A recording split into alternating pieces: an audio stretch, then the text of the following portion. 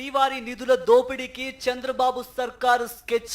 టీటీడీలోనూ reverse tendering రద్దు. నెయ్యి, ముడి సరుకులు, ఇంజనీరింగ్ పనులు తదితర టెండర్లలో క్యాంప్ కు ప్లాన్. 2014-2019 మధ్య చంద్రబాబు ప్రభుత్వంలోని ముఖ్యులు తిరుమల శ్రీ వెంకటేశ్వర స్వామి ఖజానాకు కాంట్రాక్టర్లతో కలిసి దోచేసిన తరహాలోనే మళ్లీ ఇప్పుడు దోపిడీకి తెరతీశారు. ఇందుకోసం అత్యంత పారదర్శకమైన ప్రజాధనాన్ని ఆదా చేసే రివర్స్ టెండరింగ్ ను టీటీడీపీలో రద్దు చేశారు. వైఎస్ జగన్మోహన్ రెడ్డి ప్రభుత్వం 2019 ఆగస్టు 16న రాష్ట్రంలో అమల్లోకి తెచ్చిన రివర్స్ టెండరింగ్ విధానాన్ని చంద్రబాబు కూటమి ప్రభుత్వం గత నెల 15న రద్దు చేసింది.